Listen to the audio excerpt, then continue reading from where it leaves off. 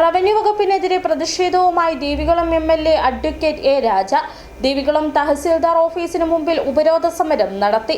പട്ടയഭൂമിയിൽ വീട് വയ്ക്കാൻ NOC അനുവദിക്കുന്നതിൽ കാലതാമസം വരുത്തുന്നുവെന്നാരോപിച്ചായിരുന്നു എം.എൽ.എയുടെ പ്രതിഷേധ സമരം. വിഷയത്തിൽ പ്രശ്നപരിഹാരമുണ്ടായില്ലെങ്കിൽ തുടർ സമരവുമായി രംഗത്ത് വരുമെന്ന് എ. Raja MLA. പറഞ്ഞു. കഴിഞ്ഞ 8 മാസങ്ങളായി ആളുകൾ NOCക്കായി അപേക്ഷ കൊടുക്കുന്നു. നിലവിൽ ഏകദേശം 300ഓളം അപേക്ഷകൾ താലൂക്ക് ഓഫീസിൽ കെട്ടിക്കിടക്കുന്ന സ്ഥിതിയാണുള്ളത്. ഇത് ലൈഫ് ഭവന പദ്ധതിക്കടക്കെ പ്രതിസന്ധിയായി മാറുന്ന ഘട്ടത്തിലാണ് എം.എൽ.എ. തന്നെ പ്രത്യക്ഷ സമരവുമായി രംഗത്തെത്തിയത്. ദേവികുളം തഹസിൽദാർ ഓഫീസിന് മുമ്പിലാണ് അഡ്വക്കേറ്റ് എ. രാജ എം.എൽ.എയും ഉപരോധ സമരവുമായി എത്തിയത്.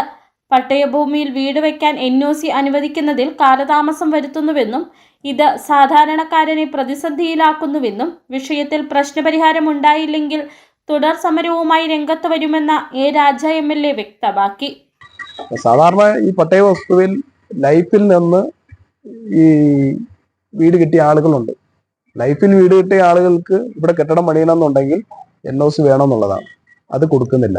ഇപ്പൊ പട്ടയ വസ്തുവിൽ ഒരാൾ വീട് പണിയുന്നതിന് വേണ്ടി അയാള് ഈ പൈസയൊക്കെ കണ്ടെത്തി ബാങ്കിൽ നിന്ന് വായ്പ എടുത്ത് ഇങ്ങനെ വീട് പണിയുന്നതിന് വേണ്ടി നിൽക്കുമ്പോൾ ഈ NOC കൊടുക്കണം എന്നുള്ള ഒരു നിർബന്ധം കാരണം ഇപ്പൊ NOC ലഭിക്കാതെ വരുന്നതോടുകൂടി വലിയ രീതിയിലുള്ള ബുദ്ധിമുട്ടുകളാണ് ആളുകൾ അനുഭവിക്കുന്നത്.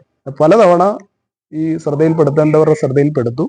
അത് കണ്ടില്ല എന്നുള്ള മട്ടിലാണ് നടിച്ചുകൊണ്ടിരുന്നത്. അപ്പൊ അത് ഒരു കാരണവശാലും അംഗീകരിക്കാൻ പറ്റില്ല. ഇവിടെ NOC കൊടുക്കണം എന്നുള്ള നിബന്ധന വെച്ചുകൊണ്ട് പെട്ടെന്ന് പരിശോധിക്കുക. ഇവിടെ ഉള്ള അപേക്ഷകളിൽ തീരുമാനമെടുത്തില്ലെങ്കിൽ ഇവിടെ തുടർച്ചയായിട്ട് MLA സമരം ചെയ്യും. പട്ടയവസ്തുവുള്ളയാൾ വീട് പണിയുവാൻ NOCക്കായി അപേക്ഷ സമർപ്പിച്ചാൽ പോലും സമയത്ത് NOC ലഭ്യമാകാത്ത സ്ഥിതിയുണ്ട്. NOCക്കായി അപേക്ഷ സമർപ്പിച്ചാൽ സ്ഥലം പരിശോധിച്ച വീടോ കെട്ടിടമോ പണിയാൻ യോഗ്യമെങ്കിൽ NOC നൽകുകയാണ് വേണ്ടത്. പക്ഷേ നിലവിൽ വലിയ അളവിൽ NOCക്കായി സമർപ്പിച്ച അപേക്ഷകൾ കെട്ടിക്കിടക്കുന്ന സ്ഥിതിയുണ്ട്. ഇക്കാര്യത്തിൽ പലതവണ പ്രശ്നപരിഹാരം വേണമെന്ന ആവശ്യം ഉന്നയിച്ചിട്ടുള്ളതാണെന്നും MLA വ്യക്തമാക്കി.